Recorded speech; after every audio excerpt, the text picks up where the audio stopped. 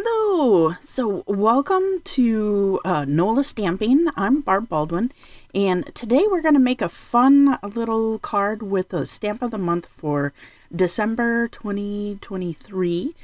And we're also going to be using the Evergreen paper pack from the November-December idea book.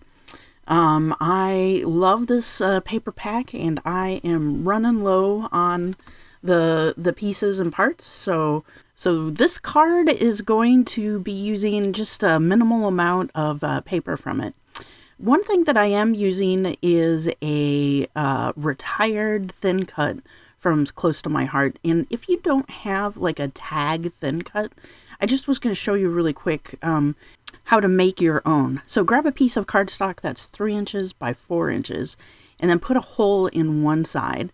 And then just on a Versamat or on a with a ruler, mark 1 inch on one side and 1/2 inch on the top side, and then just trim it off. And that is the shape of a tag. Mine is a little fancier because I love those little die cuts, and it puts the stitching in the sides. So if you got that, go ahead and use that. So I cut mine out of a 3 inch by 4 inch piece of shortbread. And I'm going to be using an intense black ink. You can also use Memento ink. It's because I'm coloring with markers. If you use a regular ink, it's going to just kind of smear around a little bit. And the intense black ink or the Memento ink will just sort of set a little bit better for your image. So the thing is, though, that it stains your stamps. So I always have a baby wipe on hand, and I just go in and clean it off just as soon as possible after I ink with the Memento or intense black ink. So then I'm going to switch over to shortbread ink. And I have a piece of shortbread paper that is 4 inches by 5 1/4 inches. And I'm using a Stampin' Thin Cut from the November-December catalog. It's like a background stamp, so it's really huge. And I'm going to be stamping that in shortbread on that larger piece. And you'll notice I'm stamping backwards. So I put the stamp on the block, and I'm inking up the ink block and pushing the paper up against the image.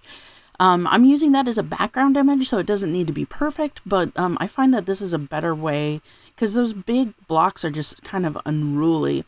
So it's an easier way to get a good image for the background. So now I'm just going to stamp the two little sentiments, and I wasn't 100% sure which one I was going to go with. So I put both of them on a little piece of scrap shortbread that ends up being about 3 inches by 1 inch. And then I'm using the thin cut that came with that stamp set to sort of cut that out on my die cut machine real quick. So now it's the time to color, and I love coloring. So I'm using the Spectrum Noir markers, and I'm using essentially 3 brown markers and 1 green marker and 1 like a gray marker. So I'm using a golden brown, and it comes with like 3 different shades in it.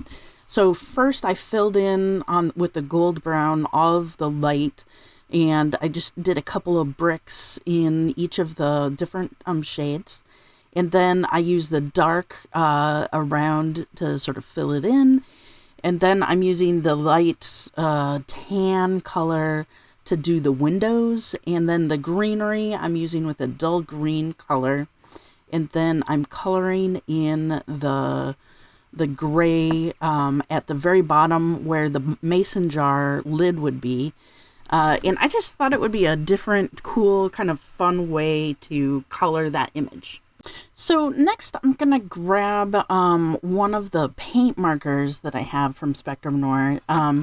So this is like a bronze one, and it's got like actual paint inside, so you kind of have to shake it up a little bit before you use it, and the paint is a little more opaque, so I didn't want to use it to color over anything, but it is kind of nice because it gives it a little bit of shimmer on the thing.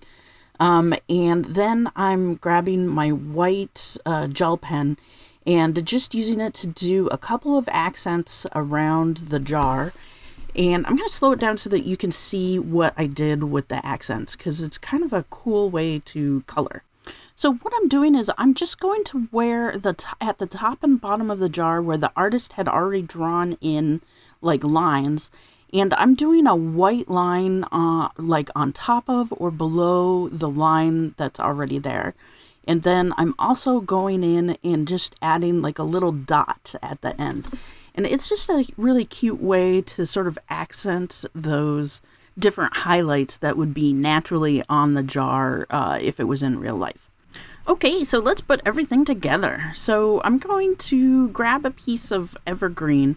And like I said, I'm using a smaller amount of the paper. So I'm cutting a piece that's 3 3/4 by 3 3/4 exactly square. So the shortbread, we stamped that was 4 inches by 5 1/4 inch. And then the sentiment thing was 3 inches by about 1 inch. And the tag 3 inches by 4 inches. Okay, so for that 3 3/4 by 3 3/4 square, what we're going to do is mark 1 inch down on 2 of the sides.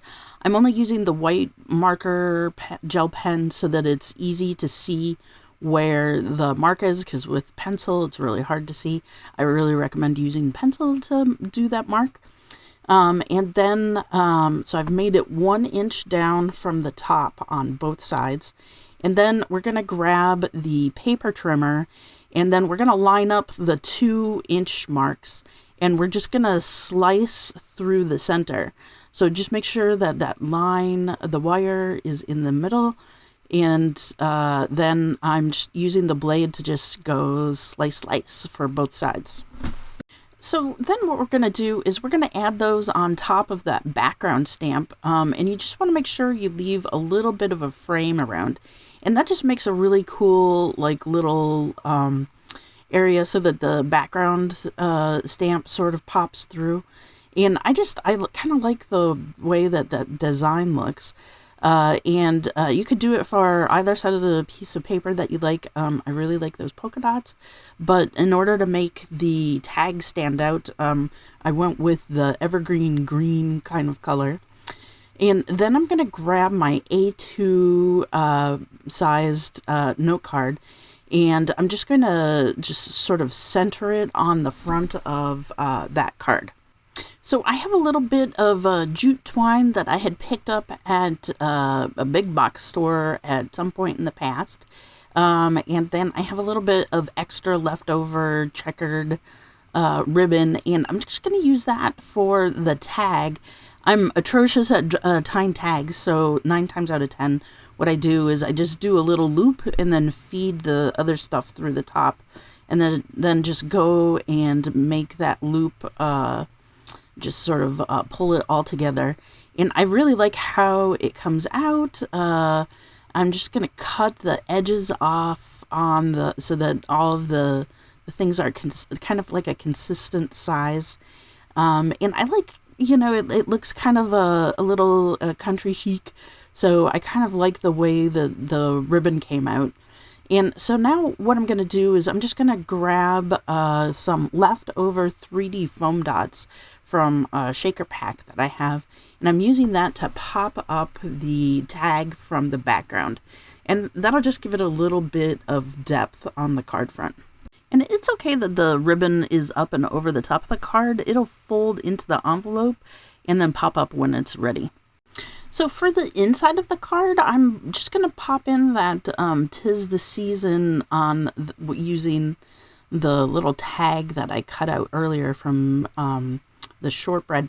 I actually am thinking of cutting another one out that says like welcome to your new home or something like that, because I think this card would work out perfectly for that. And I'm getting towards the end of the holiday season, so it might be a nice like welcome to your new home sort of thing. So all that's left is to embellish, and I love these Silver Bells embellishing dots. They are so glittery and pretty, and the white ones look exactly like just like a little snowball. So I'm going to be doing the embellishing trick that I love, which is I don't know what it's called, like 333. So I'm doing 3 dots on the outside and then 3 dots in 2 sets of triangles on the inside. So it's just kind of a fun way to make it look random, but still feel like there's a little bit of order in the middle there too.